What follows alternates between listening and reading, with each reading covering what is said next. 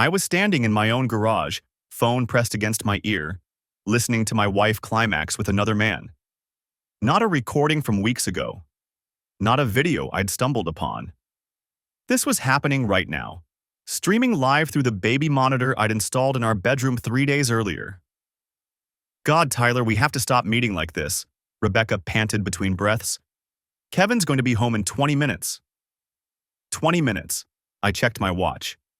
She'd timed it perfectly, or so she thought. I was supposed to be wrapping up a client dinner across town, stuck in traffic for at least another half hour. That's what I'd told her this morning. Instead, I'd finished early. Really early. The potential investor had canceled, and I'd been heading home to surprise my wife with takeout from her favorite Thai place.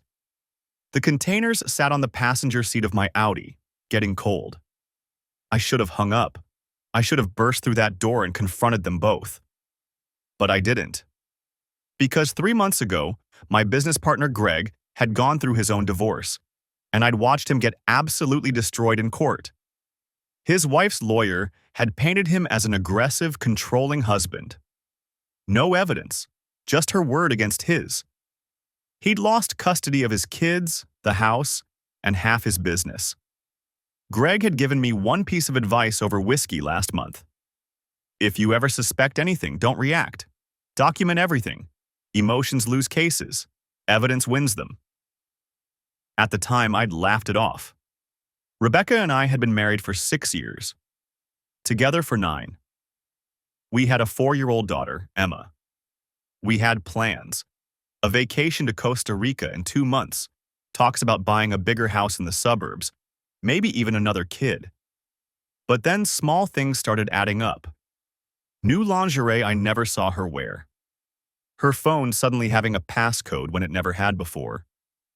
Girls' nights that ran until 2 in the morning.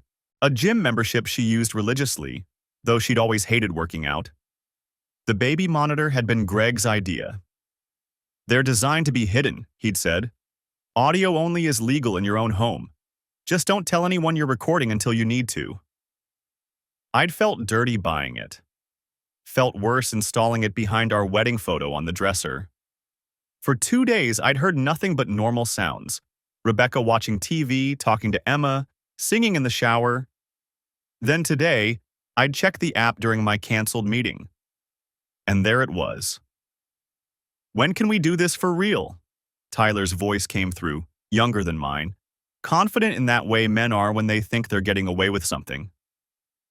I'm tired of sneaking around. Leave him. It's complicated, Rebecca said. I could picture her, probably still in bed, our bed, the one we'd picked out together at that overpriced furniture store. Kevin's not going to just let me walk away. His family has money. His lawyer would be. So we'll get a better lawyer, Tyler interrupted. Babe, I make 6 figures. We can handle this. 6 figures. I almost laughed. I made that in a good quarter. Our household income was over $400,000 a year, and Rebecca knew it. She handled our finances.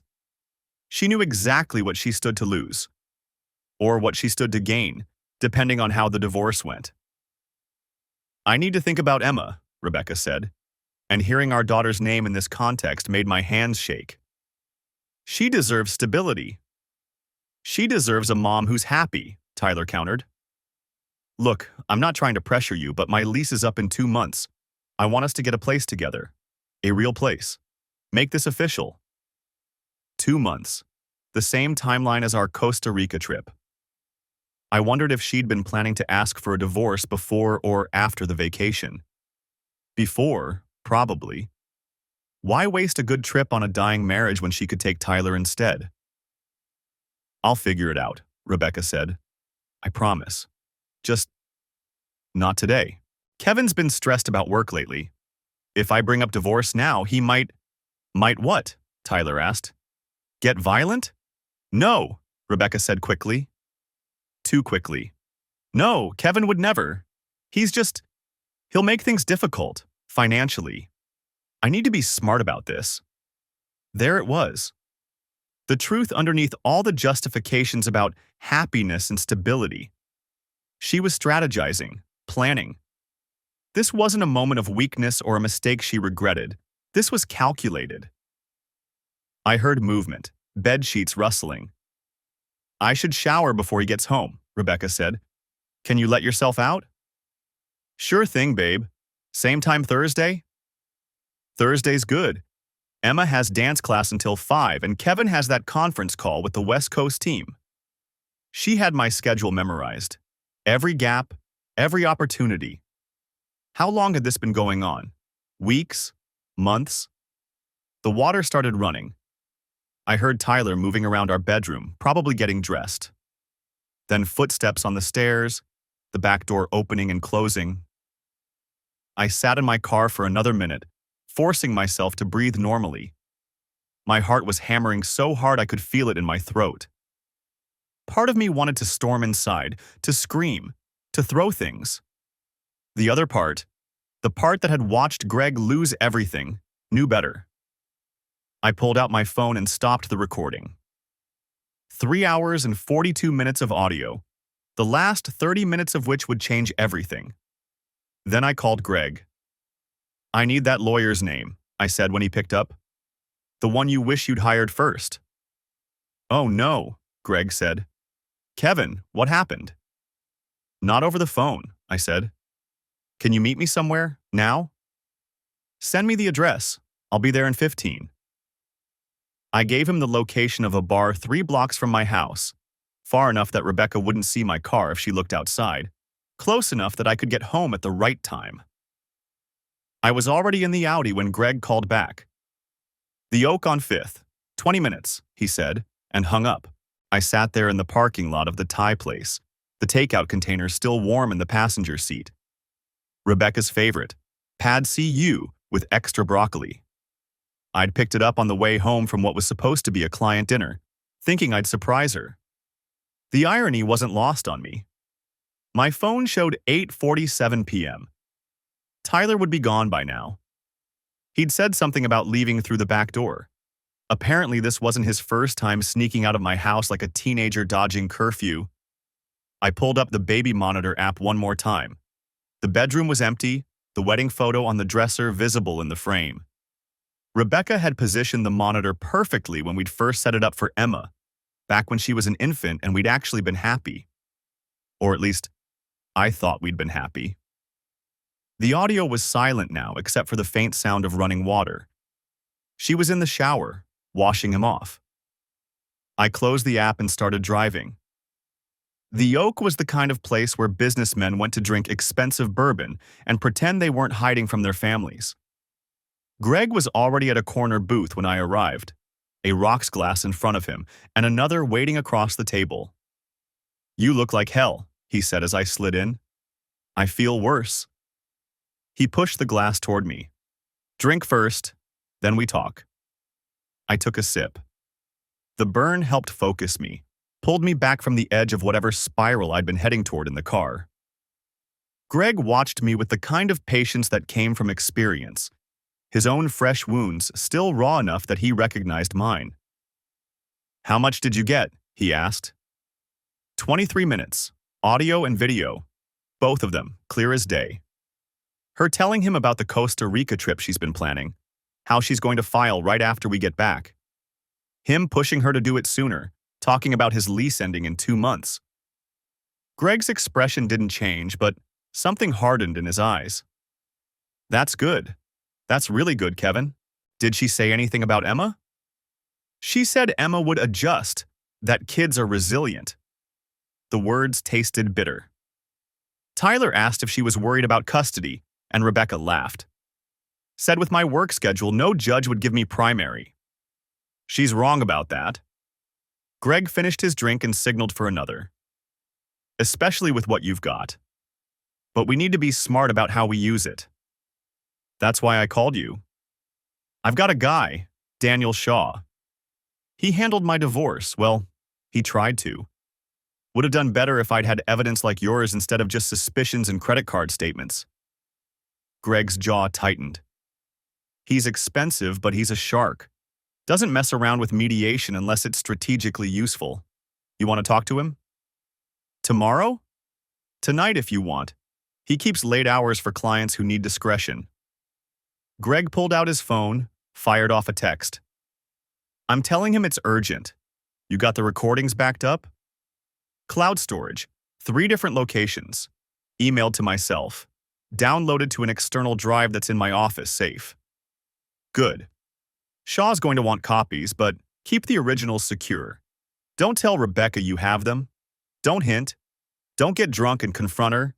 You maintain the facade until Shaw tells you it's time. The bartender brought Greg's refill. I hadn't touched mine since the first sip. How long? I asked. How long do I have to keep pretending everything's fine? Greg looked at me like I'd asked him to calculate the exact moment his marriage had died. However long it takes to get your ducks in a row. Shaw's going to want to pull financials, document her movements, maybe hire a PI to establish a pattern. You've got the smoking gun, but judges like context. They like to see a narrative. I don't know if I can do that. Sit across from her at breakfast. Watch her lie to my face about where she's been. You can, and you will. Because the alternative is you blow up right now, she gets her story straight, and suddenly you're the unstable husband who violated her privacy with illegal recordings. Greg leaned forward. Is the baby monitor thing legal in your state? I'd already looked it up during one of my sleepless nights. Gray area. It's our house, our bedroom. One-party consent state for recordings. But she could argue expectation of privacy. Shaw will know how to handle it. Might not be admissible in court, but it'll sure as hell make her lawyer advise her to settle. Greg's phone buzzed. He glanced at it. He can see you in an hour. His office is downtown, near the courthouse. An hour. I checked my phone. No messages from Rebecca. She was probably still in the shower, or maybe getting dressed, erasing the evidence. In an hour, I'd be sitting in a divorce attorney's office, strategizing the end of my marriage while my wife was at home, probably texting Tyler about how close she'd come to getting caught. What do I tell Rebecca? I asked. About where I am. Drinks with me, client emergency, whatever you usually tell her when you work late. Greg's expression softened slightly. You've been doing this for 3 days already, Kevin. You can do it a little longer. 3 days. It felt like 3 years. Does it get easier? I asked. The pretending? Greg finished his second drink. No, but you get better at it. And then one day you don't have to pretend anymore because she's gone and you're free. He paused. Or at least, that's what I tell myself. Daniel Shaw's office was on the 14th floor of a glass building that looked like every other glass building downtown. The lobby was empty, except for a security guard who barely glanced at me as I signed in. The elevator ride up gave me too much time to think, to second guess, to wonder if I was really doing this. The doors opened to a reception area that was all dark wood and leather furniture. A woman in her 50s looked up from behind a desk. Kevin? She asked. I nodded. Mr. Shaw's expecting you. Second door on the left. Daniel Shaw was younger than I'd expected. Maybe 40, with the kind of sharp suit that cost more than most people's monthly rent. He stood when I entered, extended a hand. Greg speaks highly of you, he said. Have a seat. His office was sparse. No family photos, no personal touches, just law books, a computer, and a yellow legal pad that already had notes on it. Greg gave me the overview, Shaw said, settling back into his chair. Wife's having an affair, you've got recordings, she's planning to file after a vacation. That about cover it? That's the summary. Let's get into the details. How long have you been married? 6 years. Together 9. Kids? 1 daughter, Emma. She's 4. Shaw made a note. And the affair, how long do you think it's been going on? I don't know for sure. I started suspecting about 3 weeks ago. New gym membership, late nights, the usual signs. I installed the baby monitor 3 days ago. Show me what you've got. I pulled out my phone, opened the cloud storage, and handed it to him. Shaw put in earbuds and watched, his expression neutral. 23 minutes of my marriage ending, and he watched it like it was a deposition video. When it finished, he handed the phone back. "This is solid," he said. "Damaging.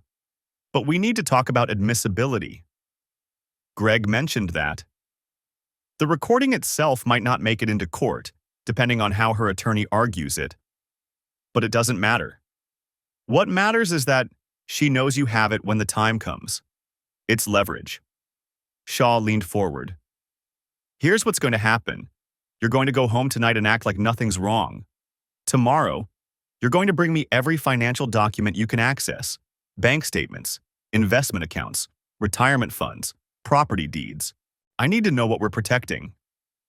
We've got about $400,000 in liquid assets plus the house. My business is worth. Save it for tomorrow. Bring documentation." Shaw pulled out a contract. Standard retainer, $20,000 upfront, billed at $450 an hour after that. Contested divorce with custody issues, you're looking at $60,000 to $80,000 total, maybe more if she fights. The number should have shocked me. Instead, I just felt numb. "How long?" I asked. "If she's smart and settles, 3 months. If she wants to fight?" Shaw shrugged. "Could be a year, maybe longer." A year of this.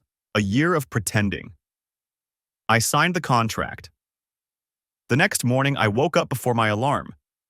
Rebecca was already in the shower. I could hear the water running through the wall.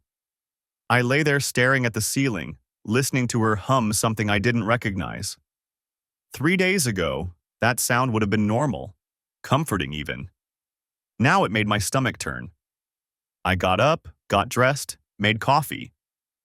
Rebecca came downstairs 20 minutes later in yoga pants and a loose sweater, hair still damp. She kissed my cheek, the same casual peck she'd given me every morning for 6 years. "You're up early," she said, pouring herself coffee. "Couldn't sleep." She glanced at me, something flickering across her face. Concern? Guilt? I couldn't tell anymore. "You feeling okay?" "Fine, just thinking about the Peterson account." The lie came easily. Too easily. She nodded, already looking at her phone. "I'm meeting Ashley for lunch today. That new place on 5th? Ashley. Right. I'd heard that name twice on the monitor, once as an alibi for last Tuesday, once as cover for Thursday night. "Sounds nice," I said. She smiled, kissed me again, grabbed her purse and headed for the door. "Love you," she called over her shoulder. The door closed before I could respond. I stood there in the kitchen, coffee mug in my hand, and felt absolutely nothing. The law office of Patterson and Associates occupied the 7th floor of a glass building downtown. I'd scheduled the appointment under a different name, Michael Thompson, and paid cash for the consultation. Daniel Shaw had been clear. No digital trail, no credit cards, nothing Rebecca could trace if she got suspicious. The receptionist led me to a conference room where a woman in her mid-40s sat reviewing documents. She stood when I entered, extending her hand. "Mr. Thompson, I'm Jennifer Cole." Shaw had recommended her. "Best forensic accountant in the state," he'd said. "If your wife's hiding money, Jennifer will find it." I shook her hand and sat down. "Mr. Shaw briefed me on your situation," she said, settling back into her chair. "You suspect your wife may be preparing financially for divorce?" "I know she is," I heard her say it. Jennifer's expression didn't change. "Then we need to move quickly. I'll need access to all financial records, bank statements, investment accounts, credit card statements, tax returns for the past 5 years. Anything with both your names on it." "I can get all of that." "Good. I'm also going to need information about any accounts in her name only. Does she have separate credit cards? A personal checking account?" I thought about it. She has a credit card her parents gave her years ago. I don't think she uses it much. "Get me the statements anyway. People preparing for divorce often start funneling money into separate accounts months in advance. They'll make cash withdrawals, purchase prepaid cards, even transfer funds to friends or family members for safekeeping. She slid a document across the table. This is a financial affidavit. I need you to fill it out completely. Every asset, every debt, every source of income. Don't leave anything out, even if you think it's not important. I took the document. 10 pages of questions about money I'd stopped paying attention to years ago. Rebecca handled the finances. She paid the bills, managed the investments, filed the taxes. I'd trusted her. How long will this take? I asked. The analysis? 2 to 3 weeks, depending on how complex your finances are. But I can give you preliminary findings in a week. And if she's hiding money? Jennifer's smile was thin. Then we document it, and your attorney uses it to destroy her credibility in court. Judges don't look kindly on spouses who try to conceal assets during divorce proceedings. I spent my lunch break in the car, parked outside Emma's preschool. She wouldn't be out for another 3 hours, but I needed to see the building. Needed to remind myself what I was fighting for. Greg called while I was sitting there. How'd it go with the accountant? She wants everything. Bank statements, tax returns, credit card records. Can you get them without Rebecca noticing? I think so. She keeps everything in a filing cabinet in the office. I can pull it tonight while she's at her book club. Greg was quiet for a moment. You holding up okay? I'm fine. You're not fine. Nobody's fine 3 days after finding out their wife's screwing around. I watched a bird land on the chain-link fence surrounding the playground. I don't have time to not be fine. Fair enough. But when this is over, I'll fall apart. Right now, I need to stay focused. He sighed. Call me if you need anything. I mean it. Rebecca came home at 6:30, carrying shopping bags from Nordstrom. Thought I'd pick up a few things for the trip, she said, setting them on the counter. They're having a sale on swimwear. The trip, Costa Rica, 2 months away, her target date for filing. Great, I said. Can't wait. She pulled out a bikini, holding it up for inspection. Red, strappy, expensive. What do you think? I thought about Tyler seeing her in it. I thought about her planning to leave me while modeling beachwear in our kitchen. I thought about a lot of things. Looks good, I said. She smiled and disappeared upstairs. I waited until I heard the shower running again. She'd started showering twice a day, I'd noticed, then went to the office. The filing cabinet was unlocked. Rebecca had never been paranoid about me seeing the finances. Why would she be? I'd never shown any interest before. I pulled out folders methodically, bank statements, investment portfolios, credit card bills, tax returns going back 7 years. I photographed everything with my phone, making sure the images were clear and readable. The whole process took 20 minutes. When I heard the water shut off upstairs, I put everything back exactly as I'd found it.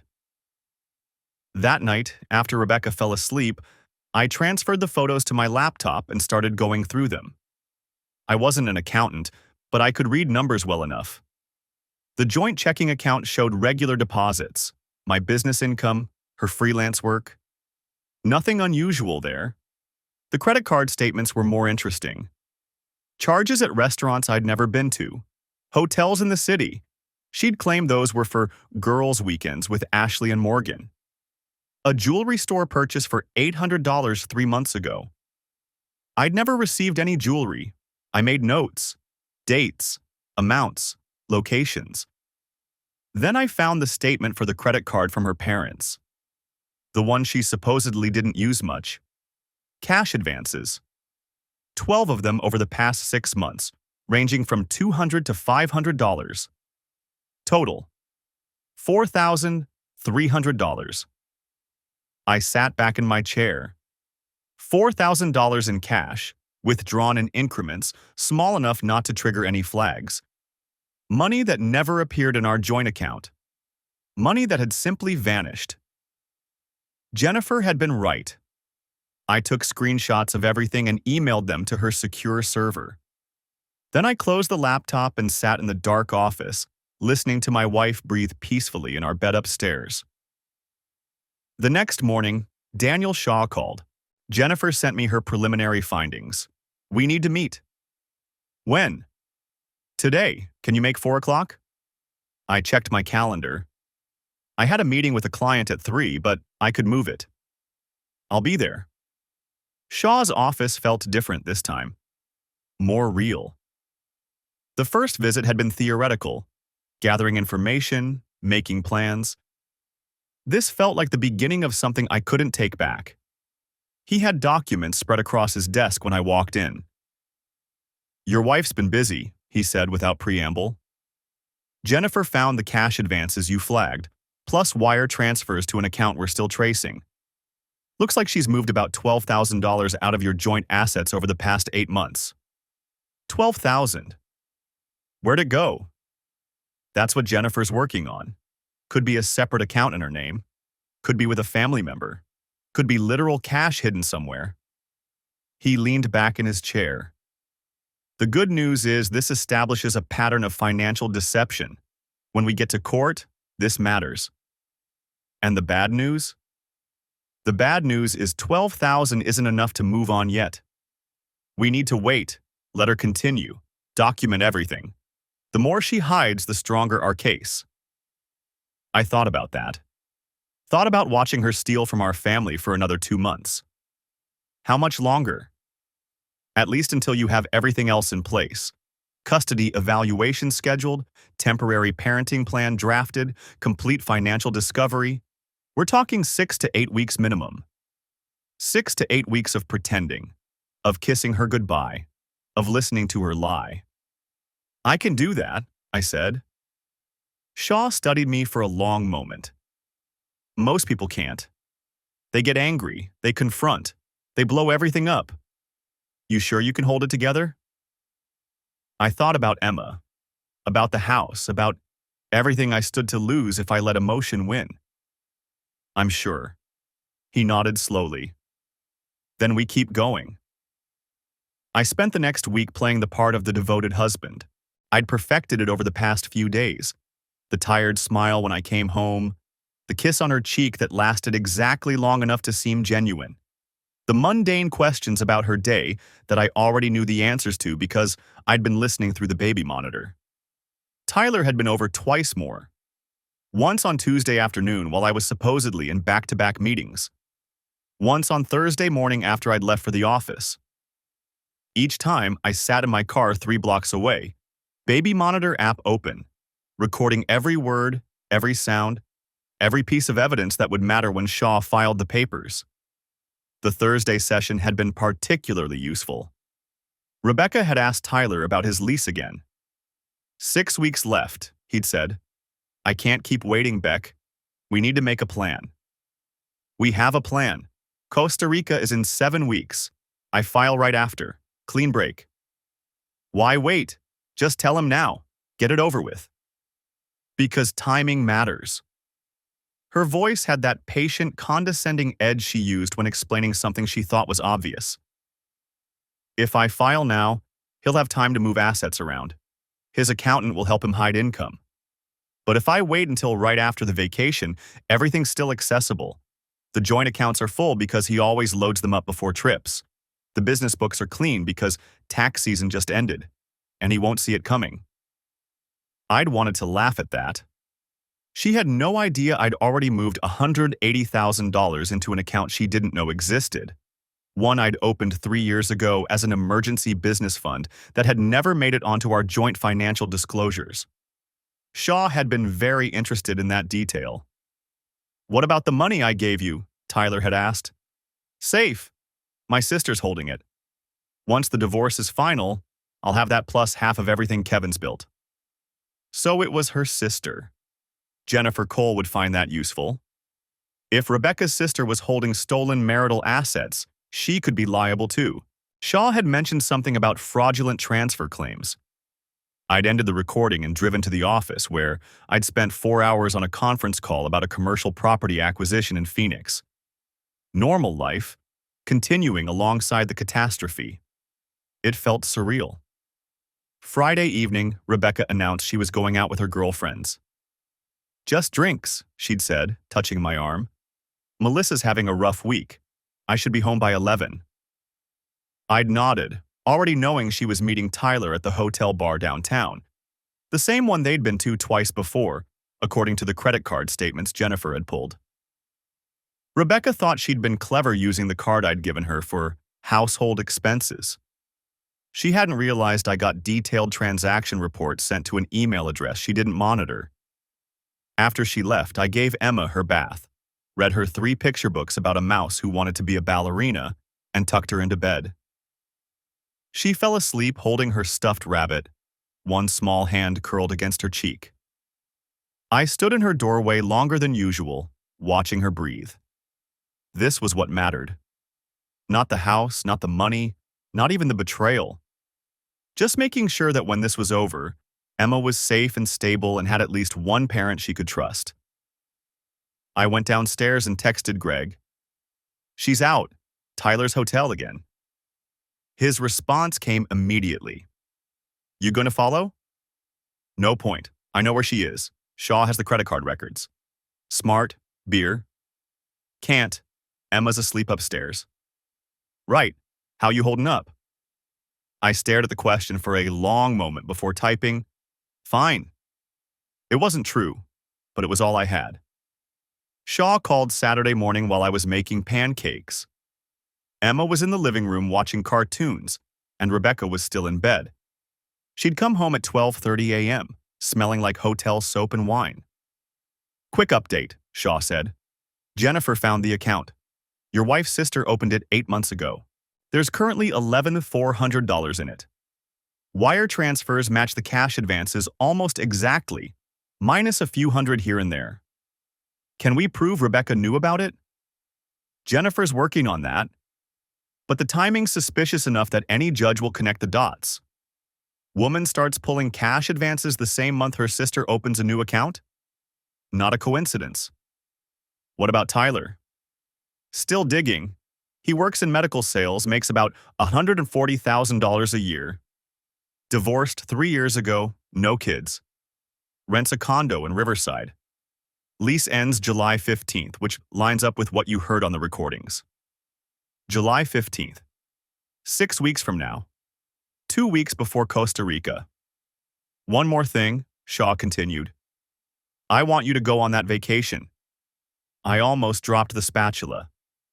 "What?" "Go to Costa Rica. Act normal.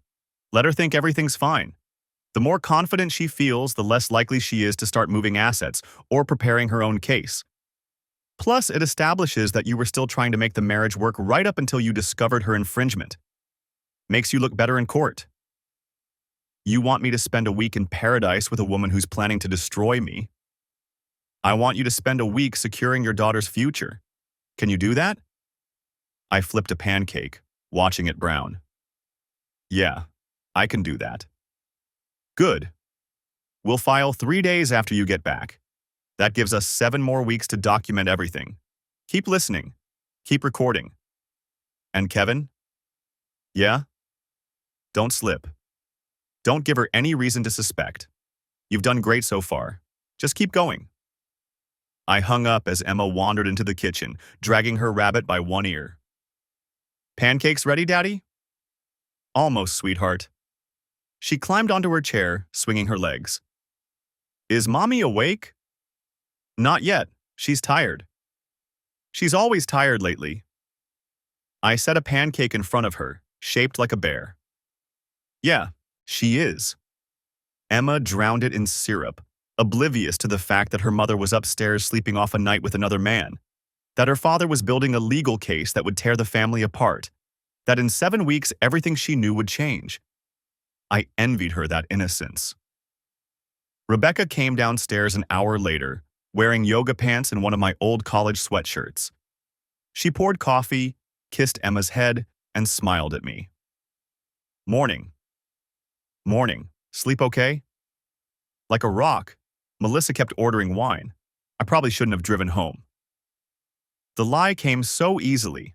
No hesitation, no guilt. Just a smooth, practiced deception delivered with a tired smile. Maybe next time call an Uber, I said. Good idea. She sat down across from me, wrapping her hands around her mug. What are you up to today? Thought I'd take Emma to the park. Want to come? She hesitated, and I knew what she was thinking. Tyler was probably free this afternoon. They could meet somewhere. Another hotel, another few hours of stolen time. I should really catch up on laundry, she said finally. But you two have fun. We will. Emma finished her pancakes and ran upstairs to get dressed. Rebecca watched her go, then looked at me. She's growing up so fast. Yeah? We're lucky, you know. Good kid, good life. We've built something really solid. I met her eyes. This woman I'd loved for 9 years. This stranger who was stealing from me while talking about our solid life. Yeah, we have. She smiled, reached across the table, and squeezed my hand. I love you. Love you too. The words tasted like ash. That night, after Emma was in bed and Rebecca was taking a bath, I sat in my office and reviewed everything Jennifer had sent over. Bank statements, credit card records, wire transfer confirmations. A spreadsheet tracking every dollar Rebecca had stolen, every lie she'd told, every piece of evidence that would matter when Shaw filed. My phone buzzed. A text from Greg. Drink tomorrow? You need to get out of that house. Can't. Family day. Rebecca wants to go to the farmer's market.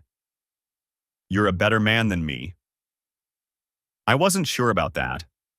A better man might have confronted her immediately, demanded the truth, given her a chance to explain. But I'd learned from Greg's mistakes. I'd watched him lose everything because he'd acted on emotion instead of strategy. So I'd keep playing this part. The devoted husband, the loving father, the man who suspected nothing while his world burned down around him. 7 more weeks of pancakes and farmers markets and goodnight kisses that meant nothing. 7 more weeks of evidence. And then Rebecca would discover exactly what it cost to underestimate me. The spa was called Serenity Springs, tucked into a converted Victorian house 40 minutes outside the city. I found it on Rebecca's credit card statement 3 days after Shaw told me to maintain the facade. She'd been there twice in the last month, charges for couples massage packages that ran $380 each time. I'd assumed she was meeting Tyler there. Made sense. Neutral location, private rooms, plausible deniability if anyone saw her car. But when I pulled her itemized statement from the online portal, something didn't add up. The charges were on Tuesdays and Thursdays. Tyler worked Tuesdays and Thursdays. I knew because Rebecca had mentioned his schedule once, complaining that he couldn't meet her for lunch on those days. So who was she meeting? I sat in my home office at 11 p.m., Emma asleep upstairs, Rebecca supposedly at book club. The baby monitor app was open on my phone. She'd stopped bringing Tyler to the house after that first week, probably spooked by something, maybe just being cautious. Now they met at his apartment or hotels. But the spa charges bothered me. I pulled up Serenity Springs' website. Soft music played automatically. Images of massage tables, aromatherapy candles, couples in white robes sipping cucumber water. Their services page listed Swedish massage, hot stone therapy, aromatherapy sessions. At the bottom, in smaller text, private VIP treatments available by appointment only. Inquire within. My phone buzzed. Rebecca. Running late, wine bar after book club, home by midnight. I texted back a heart emoji and returned to the website. There was a staff page with photos. 4 massage therapists, all women. 2 estheticians. 1 wellness coordinator named Derek Paulson, mid-30s, professionally handsome in that generic way that looked like a stock photo. I screenshotted his picture and sent it to Greg with no explanation. 3 minutes later, my phone rang. Who's this? Greg asked. I don't know yet. Maybe nothing. You sound like you're digging. Rebecca's been going to a spa. Charges don't match Tyler's schedule. Greg was quiet for a moment. You think there's someone else? I don't know what I think, but she's spending $380 twice a month at this place, and the timing's wrong for Tyler. Want me to check it out? No, I'll handle it. I hung up and stared at Derek Paulson's photo. Probably nothing. Probably she actually was getting massages, trying to relax because she was stressed about her affair and her divorce plans and keeping all her lies straight. But the charges were coded as VIP private sessions, not standard massage packages. The next morning, I called Serenity Springs from my car, parked outside Emma's preschool. Thank you for calling Serenity Springs. This is Madison speaking. How can I help you find your peace today? I almost hung up. The scripted greeting made my jaw tight. Hi, I'm looking to book a private VIP session for my wife and myself. Wonderful. Let me connect you with Derek, our wellness coordinator. One moment. Smooth jazz played for 30 seconds. Then a male voice, warm and practiced. This is Derek. I understand you're interested in our VIP experiences? That's right. My wife's been here before. Rebecca Martin? She said the sessions were incredible. A pause. Just a beat too long. I'm not able to discuss specific clients, but I'm glad to hear we've made a positive impression. Our VIP treatments are customized experiences designed for what exactly makes them VIP? I kept my tone casual, curious. The website doesn't give details. That's intentional. We maintain discretion for our VIP clientele. The sessions are private, extended appointments with specialized techniques not offered in our standard services. Very personalized attention. Couple sessions? Another pause. We offer whatever arrangement best serves our clients' wellness goals. The corporate speak was impenetrable, but something in his tone had shifted when I mentioned Rebecca's name. I'd like to book something for next Tuesday, I said. Afternoon, if possible. Tuesday afternoons are currently reserved for existing VIP appointments. I have availability Thursday at 2 or Wednesday evening at 6. Tuesday afternoons, Rebecca's usual day. Let me check with my wife and get back to you. I hung up before he could respond. I didn't go to the spa that Tuesday. I couldn't risk Rebecca seeing my car, and I didn't know what I'd accomplish by lurking in the parking lot like some private investigator in a bad movie. Instead, I pulled her credit card statement again that evening. There it was. Serenity Springs, $380, posted that afternoon. She'd come home at 5:30, relaxed and smiling, smelling faintly of lavender. She'd kissed my cheek and asked about my day. We'd eaten dinner as a family. Emma had spilled juice on her shirt and Rebecca had laughed, patient and warm, helping her change. I'd watched her across the table and felt nothing but cold calculation. The baby monitor had been useless for 2 weeks. She wasn't bringing anyone home. But Jennifer Cole, the forensic accountant, had found another $8,000 in cash advances I'd missed, all withdrawn from an ATM near Tyler's apartment. Shaw had filed preliminary paperwork, everything ready to go the moment we returned from Costa Rica. 29 days until the trip. 29 days of pretending. But the spa charges nagged at me. Thursday morning, I called Serenity Springs again, this time from a burner phone I'd bought at a gas station. Different voice, different approach. Hi, I'm trying to reach Derek Paulson. Is he available? May I ask what this is regarding? Madison again, chipper as ever. Personal matter. I'm a friend. One moment. The hold music felt longer this time. Then Derek's voice, slightly wary. This is Derek. Hey man, this is Jake. Rebecca Martin gave me your number. Well, the spa's number. Said you might be able to help me out with a private session situation. Silence. I think there's been a misunderstanding, Derek said carefully. Our VIP services are booked through official channels and I don't... She said you were discreet. That's what I need. Discretion. Sir, I'm going to have to ask you to book through our standard process, or how much for a Tuesday afternoon? Same arrangement she has? I heard him breathing. Then, I don't know who you are or what you think you know, but this conversation is over. Don't call again. He hung up. I sat in my car outside the office, staring at the burner phone. His reaction told me everything. There was an arrangement. Something off books. Something he was protecting. Not Tyler. Someone else. Or something else entirely. That night, Rebecca came to bed wearing new lingerie I'd never seen. Black lace, expensive. She'd showered and her hair smelled like the expensive shampoo she saved for special occasions. "Emma's asleep," she said, sliding under the covers next to me. I was reading a biography of Teddy Roosevelt, the same book I'd been on page 147 of for 2 weeks. I marked my place and set it on the nightstand. "Long day?" I asked. "Exhausting." She moved closer, her hand on my chest. "I was thinking, maybe we could get away this weekend. Just us. Your mom could watch Emma." I looked at her. Really looked at her. Trying to see what I'd missed when it had started, how I'd been so blind.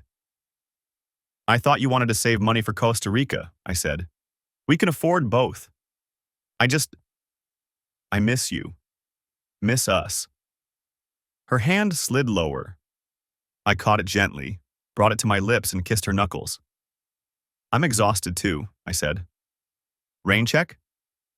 Something flickered across her face. Disappointment? Relief? I couldn't tell anymore. "Of course," she said. She rolled over, taking most of the blanket with her. "Good night."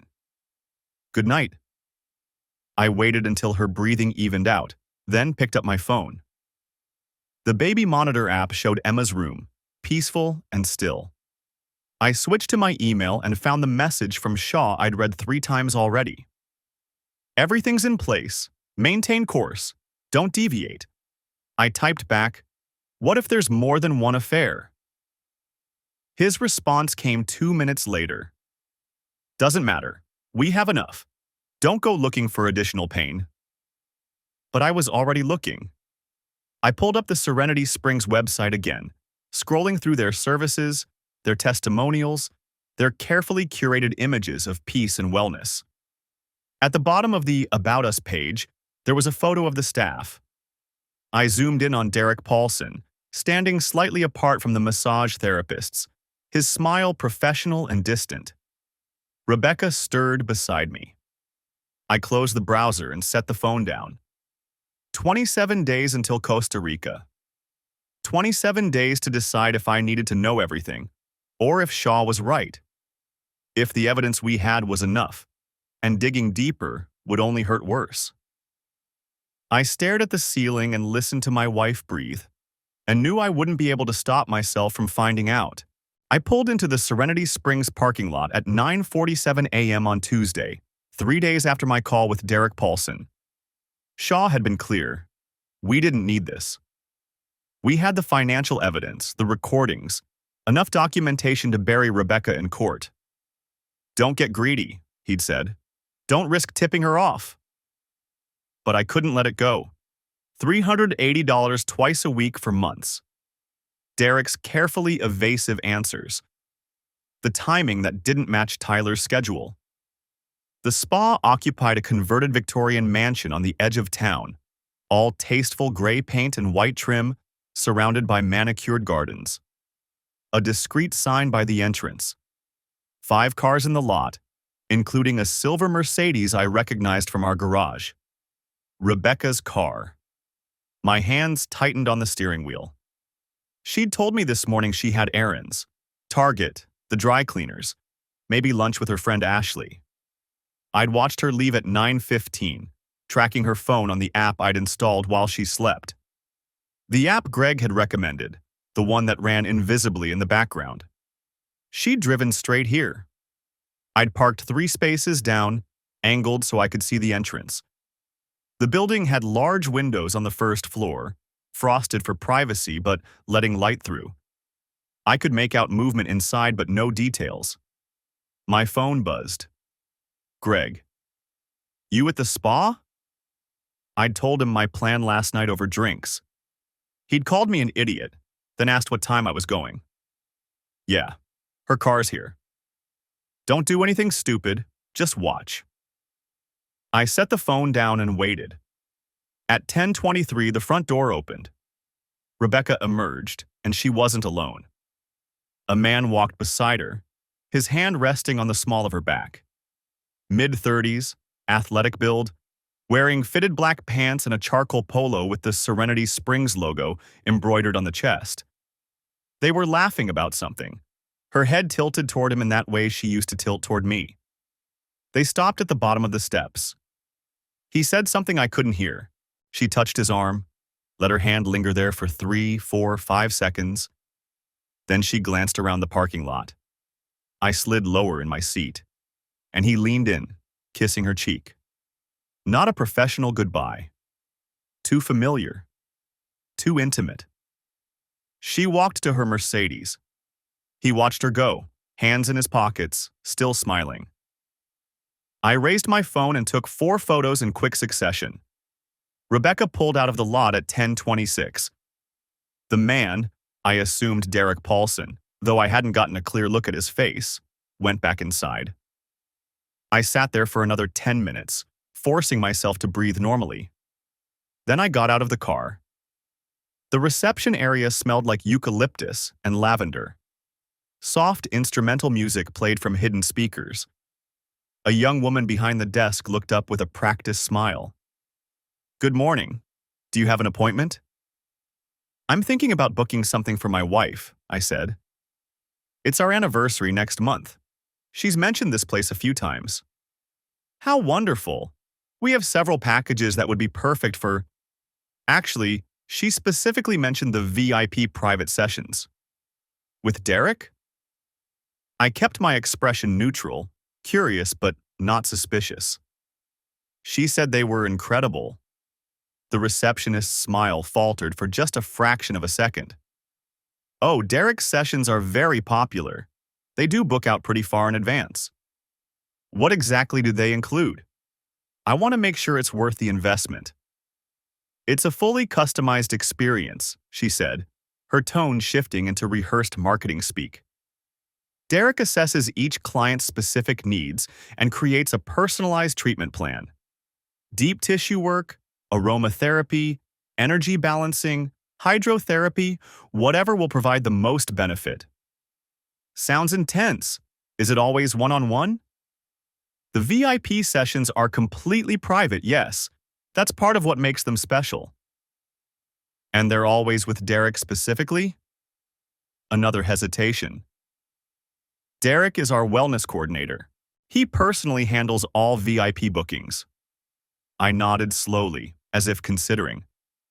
My wife usually goes Tuesday and Thursday mornings. Would those times be available? Her fingers moved to her keyboard, but she didn't type anything. I'd have to check our schedule. Can I get your name? Actually, let me talk to her first. Make sure I have the right week. I smiled. Don't want to ruin the surprise. Of course. Here's our brochure with all our services and pricing. She handed me a glossy trifold.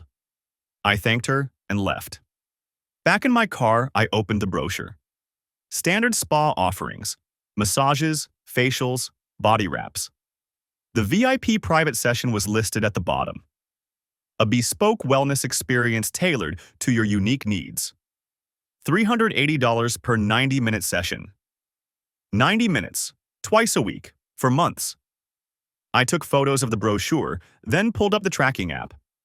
Rebecca was at Target, exactly where she'd said she'd be, maintaining her cover story. My phone rang, Shaw's number. I'm at the courthouse, he said without preamble. Jennifer just sent over her final report. Rebecca's hidden more than we thought. There's a second account, this one in her mother's name. Another $8,000. Jesus. We're up to $31,000 she's moved out of your joint accounts over the past 8 months. Plus, she's been making cash deposits into these hidden accounts that don't match any withdrawals we can trace. We think she's been skimming from household cash, maybe selling things. I thought about the jewelry I'd bought her for her birthday 2 years ago, the necklace I hadn't seen her wear in months. How much total? Jennifer estimates somewhere between 35 and 40,000. And Kevin, he paused. The Costa Rica resort? Rebecca canceled your reservation yesterday. Got a full refund, $4,200. The money went into the account at her sister's. The resort we'd been planning for weeks. The trip that was supposed to be our chance to reconnect.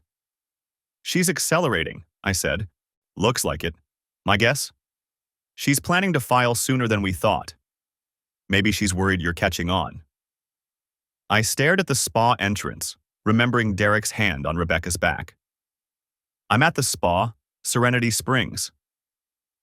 Silence on the other end. Then, tell me you didn't confront anyone. I watched, took photos. She was here with the wellness coordinator, Derek Paulson, very friendly. How friendly? Hand on her back, kiss on the cheek. The receptionist got nervous when I asked about the VIP sessions. Shaw exhaled slowly.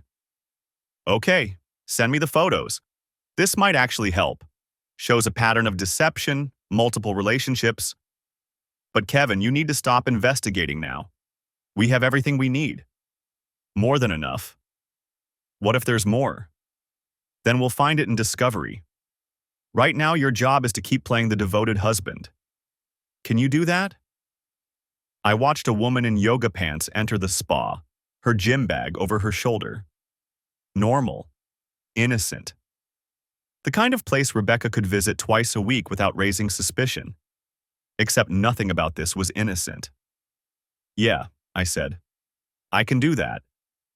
Good. I'm filing the papers next week. We'll serve her the day after you get back from... He stopped. Right. No Costa Rica trip. She doesn't know I know she canceled it. Even better. Let her think you're still planning to go. Let her think everything's fine. Then we hit her before she can file first.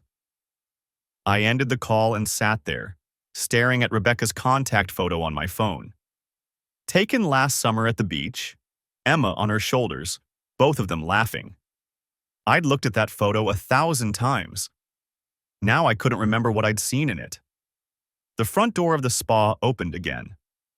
Derek emerged, this time with an older woman in a white robe. He walked her to a car, helped her inside with the same attentive care he'd shown Rebecca. Professional? Courteous? His hand never touched her back. I started the engine and pulled out of the lot, checking the tracking app one more time. Rebecca had left Target, heading toward the dry cleaners. Following her script exactly. My phone buzzed with a text from her. Picking up your shirts. Need anything else while I'm out? I typed back, No, I'm good. Thanks, honey. 3 dots appeared, disappeared, appeared again. Then, love you. I didn't respond. I filed for divorce on a Wednesday morning, 23 days before our canceled Costa Rica trip. Rebecca was served at 11:47 a.m. while having coffee with Tyler at a cafe downtown. I know the exact time because Shaw had a process server with a body camera. The footage showed her face going pale as she read the first page, Tyler leaning over to look, both of them frozen in confusion. By noon, her attorney had called Shaw. By 2 p.m., I had 17 missed calls from Rebecca. By 5 p.m., she'd shown up at my office building, but security turned her away per the restraining order Shaw had filed that morning. Temporary, just enough to keep her from cleaning out accounts or destroying evidence. I didn't see her in person until the settlement conference 6 weeks later. She'd lost weight. Her attorney was expensive but outmatched. Shaw had buried them in documentation before they'd even begun. The recordings, the financial forensics, the photographs from the spa, the witness statements from Tyler's neighbors who'd seen Rebecca's car there overnight. Derek Paulson had refused to testify, but his employment records showed he'd given Rebecca complimentary sessions worth thousands of dollars. The implication was clear enough. Her lawyer tried to argue I'd violated her privacy with the baby monitor. Shaw had been ready for that, citing precedent after precedent in our state. The recording might not be admissible in criminal court, but family court had different standards. And besides, Rebecca's own financial deception had already destroyed her credibility. The settlement took 4 hours to negotiate. I got primary custody of Emma. Rebecca would have supervised visitation until she completed a parenting evaluation, then graduated to every other weekend. The house, my business, untouched. She'd have to return the $38,000 she'd hidden, plus pay my legal fees. In exchange, I wouldn't pursue charges for financial fraud or go after her sister and mother for holding stolen assets. Her share of our marital property came to $127,000, roughly a third of what she'd expected to get. Tyler had stopped returning her calls 2 weeks after the filing, once he realized she wouldn't be the wealthy divorcee he'd imagined. Rebecca signed the papers without looking at me. Her hand shook as she wrote her name. That was 11 months ago. Emma adjusted better than I'd feared. She asks about Mommy sometimes, and I tell her the truth in 4-year-old terms. Mommy and Daddy couldn't be married anymore, but we both love her very much. Rebecca shows up for her visitation most weeks, though she canceled 3 times in the past 2 months. She's moved into an apartment across town, working full-time now at a marketing firm. I heard through Greg that she's dating someone new, though I don't know if it's serious. I don't ask. Don't care. The house feels different now, quieter, but also cleaner somehow. I had the bedroom completely redone, new furniture, new paint, new everything. Sold the old bed on Craigslist and didn't tell the buyer why I was getting rid of a $3,000 mattress after 2 years. Emma and I have our routines. Pancakes on Saturday mornings, the park on Sunday afternoons, bedtime stories every night. She's in kindergarten now, thriving according to her teacher. She doesn't ask why Mommy doesn't live here anymore. Kids are resilient that way. Or maybe they just accept things adults can't. I went on 3 dates in the past 6 months, all disasters.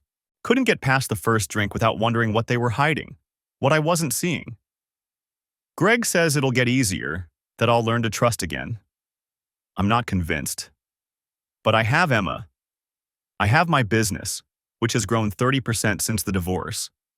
Turns out I work better without the distraction of a failing marriage. I have a good lawyer on retainer, just in case. I have security cameras on every entrance to my house and monitoring software on every device I own. Some people would call that paranoid. I call it learning from experience. Last month, Tyler's ex-wife reached out to me through LinkedIn. She'd heard about my divorce, wanted to compare notes. Turned out Tyler had done the same thing to her. Affair with a married woman, promises about their future together, disappeared the moment things got complicated. She'd tried to warn Rebecca early on, sent her a Facebook message that Rebecca had ignored.